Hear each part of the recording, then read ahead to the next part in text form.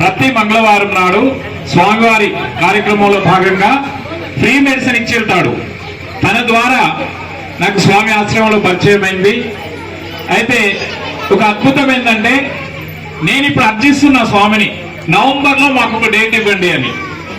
నవంబర్లో ఒక డేట్ ఇవ్వండి మాకు, పౌర్ణమినా ముందా వెనక అనేది మీరు డిసైడ్ చేయండి. ఎందుకంటే ఇంకొక విశేషం కూడా చెప్తున్నాను. నాకు ఈ సంవత్సరంతో 44 సంవత్సరాలు శబరిమల యాత్ర పూర్తయింది. 45వసారి నేను మాల వేసుకోవడానికి నేను సిద్ధంగా ఉన్నాను. 61 నుండి 62 వస్తున్నాయి షష్ఠి పూర్తి.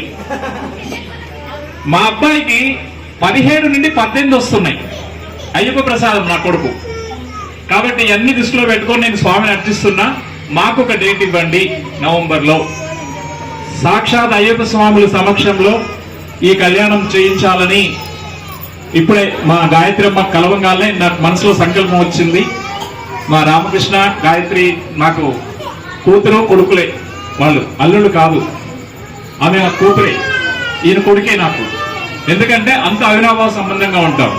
కాబట్టి మీ అందరి సమక్షంలో ఆ చాముండేశ్వరి అమ్మవారి ఆశీస్సులతో మొన్ననే ప్రతిష్ఠ అయిన నరసింహస్వామి మరియు పరమేశ్వరుడు ఆ ఆంజనేయ స్వామి ఆశీస్సులతో మాకు సమయం ఇస్తే నవంబర్లో సంపూర్ణంగా ఖర్చుకి ఎనగాలను ఎంతైనా సరే అద్భుతంగా మండల స్థాయిలో కాదు జిల్లా స్థాయిలో చేద్దాం. జిల్లా స్థాయిలో ఎందుకంటున్నానంటే దాదాపుగా ఒక 3000 మంది అయ్యప్ప స్వాములు వస్తారు మా ఇంటికి భిక్షకి. వారి సమక్షంలో స్వామివారి కళ్యాణం చేయాలని మా సంకల్పం. అది గురువు గారి ఆజ్ఞ ఇస్తే అది ఒక్కడ కోరుకుంటున్నాను మీ అందరి సమక్షంలో. తప్పకుండా చేద్దాం. స్వామి వారు మీ దగ్గరికి రావడము అనేది ఆయన సంకల్పంతో వస్తారు. నిమిత్త మాత్రం మొట్టమొదటి చెప్పినా నేను, మేమంతా కార్యకర్తల లాగానే ఉన్నాం. మీరు అనడము, ఆ ముహూర్త నిర్ణయము జరగడము, ఆయన రావడము, ఇవన్నీ జరుగుతాయి. అయితే నిన్న నందిపేటలో చిన్న సమస్య వచ్చిండే, వర్షం విషయంలో సమస్య వచ్చిండే. కానీ నిజంగా ఈ కార్యక్రమం యొక్క విశేషం చెప్పాలి అంటే, ఒకవేళ ఈ ప్రాంతంలో వర్షమే పడే ఉంటే, ఇది ఆరుబయట ఉందనుకోండి, ఈ ఆరుబయట కనుక పెట్టి మనం కార్యక్రమాన్ని నిర్వహిస్తున్నాము అంటే, ఒకవేళ నిజంగా ఈ ప్రాంతంలో వర్షమే కనుక పడేది ఉంటే ఒక్క సేవించుకోవడం తప్ప మిగతా చోట్ల వర్షం పడుతుంది, కానీ కార్యక్రమం దగ్గర మనది. ఇది నాకు స్వ అనుభవం అమ్మా.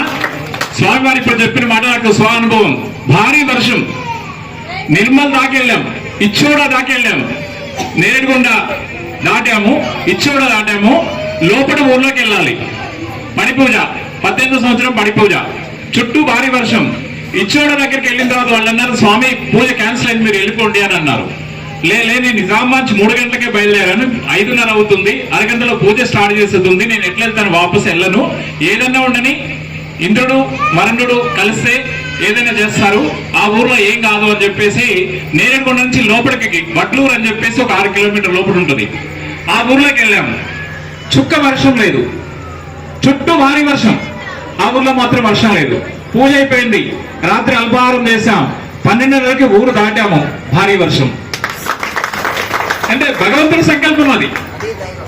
దైవం ఎక్కడున్నాడు అంటే మానుష్య రూపంలో, మీ రూపంలోనే ఉన్నాడు, మా ముందే ఉన్నాడు.